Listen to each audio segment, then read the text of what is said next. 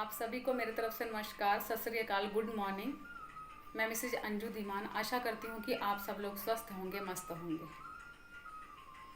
आज हम बात करने जा रहे हैं कि दुनिया में कुछ लोग टास्क ओरिएंटेड होते हैं और कुछ लोग कंप्लीशन होते हैं। जो लोग टास्क ओरिएंटेड होते हैं उन्हें जितना काम बताया जाता है वो उतना ही करते हैं और बाद में विश्राम करते हैं।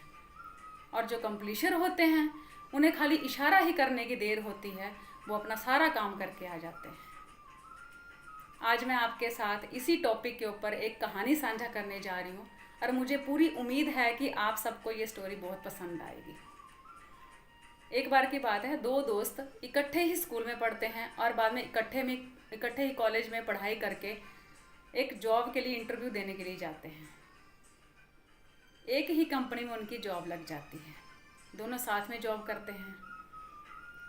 1-1.5 साल बीतता है, उसमें से एक दोस्त का प्रमोशन हो जाता है और एक वहीं का वहीं रह जाता है। और जिसका प्रमोशन नहीं हुआ होता है उसके मन में ना जेलसी फील होने लग जाती है कि हम दोनों के पास सेम डिग्री है, सेम नॉलेज है, हम काफ़ी सालों से एक दूसरे के साथ काम कर रहे हैं, फिर भी उसका प्रमोशन क्यों हुआ और मेरा क्यों नहीं हुआ। वो अपने बॉस के पास जाता है और कहता है कि सर, मैं जॉब पे नहीं आऊँगा कल से, मैं रिज़ाइन करने जा रहा हूँ। सर ने कहा कि ऐसा क्या हुआ, ऐसी क्या वजह है तुम रिज़ाइन कर रही हो। उसने कहा कि सर, हम दोनों दोस्तों ने एक ही साथ में जॉब ली थी, आज उसका प्रमोशन हो गया और मेरा नहीं हुआ, जबकि हम दोनों के पास सेम नॉलेज है, सेम डिग्री है, फिर भी उसका प्रमोशन हुआ, मेरा नहीं हुआ। बॉस ने कहा कि ठीक है, कोई बात नहीं, अगर तुम रिज़ाइन करना चाहते हो शौक़ से करो, पर लास्ट में मेरा एक काम कर दो। उसने कहा सर बताइए, मैं आपका हर काम करने के लिए तैयार हूँ। सर ने कहा कि मार्केट में जाओ और पता करो कि कहीं मैंगो बिक रहे हैं।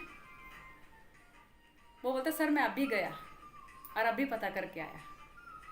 वो गया, काफ़ी देर के बाद वापस आया। उसने कहा कि सर, पूरी मार्केट में एक ही दुकानदार ऐसा है जिसके पास मैंगो है। सर ने बोला कि वो क्या भाव दे रहा है। उसने कहा सर, भाव तो मैंने पूछा नहीं,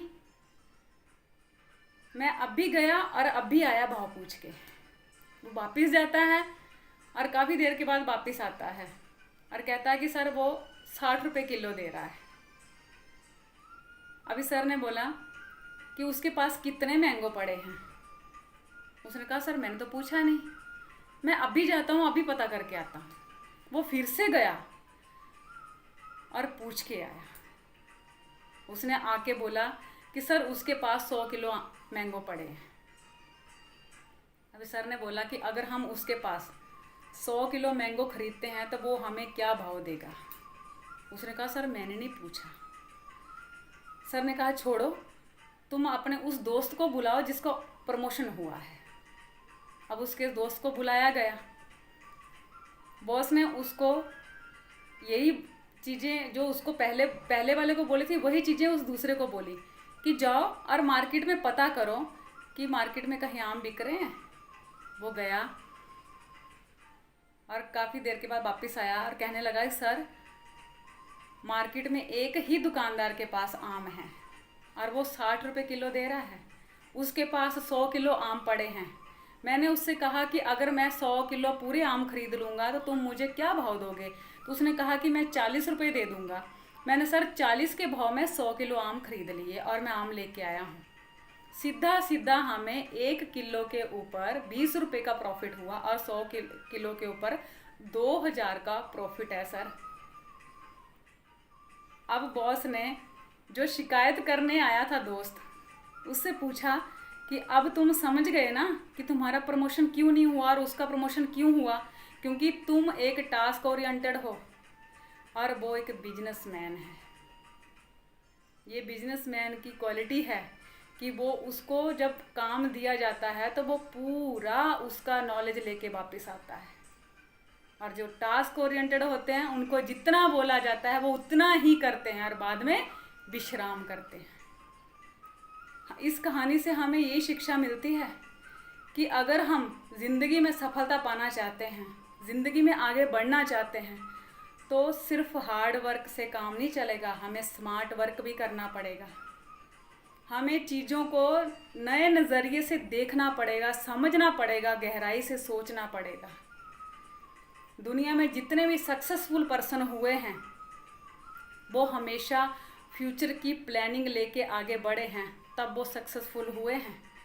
कहते हैं ना कि जिन लोगों के पास फ्यूचर की कोई प्लानिंग नहीं होती ना, वो ज़िंदगी में कभी आगे नहीं बढ़ सकते। जो लोग कल और आज के चक्कर में उलझे रहते हैं वो कभी भी आगे नहीं जाते, वो कभी भी तरक्की नहीं करते। हमें हमेशा फ्यूचर की प्लानिंग करके आगे बढ़ना चाहिए। सफलता इसी का नाम है। आपको मैंगो मैन नहीं बनना है, आपको बिजनेसमैन बनना है। हम सबको बिजनेसमैन बनना है और मैं चाहती हूँ, मेरी ये इच्छा है कि आप सब लोग बिजनेसमैन बने, मैंगो मैन ना बने। और लास्ट में मैं इतना कहना चाहूँगी कि मेरी ये स्टोरी आपको बहुत पसंद आई होगी, मुझे पूरी उम्मीद है। और इस मैसेज के साथ मैं वाइंड अप करना चाहूँगी कि कुछ ही देर की खामोशी है, कुछ ही देर की खामोशी है, फिर कानों में एक शोर आएगा। कुछ ही देर की खामोशी है, फिर कानों में एक शोर आएगा। लोगों का तो वक्त आता है, अपना तो दौर आएगा। और मुझे पूरी उम्मीद है आपको ये मैसेज पसंद आया होगा। जवाब ज़रूर देना, क्योंकि अगर मेरी कोई स्टोरी या मेरी कोई स्पीच आपको मोटिवेट करती है तो आपके जवाब मुझे मोटिवेट करते हैं। मिलते हैं आगे एक नई स्टोरी के साथ। Thank you very much, wish you all the best. आप जहाँ भी रहें स्वस्थ रहें, मस्त रहें। जय हिंद, जय भारत।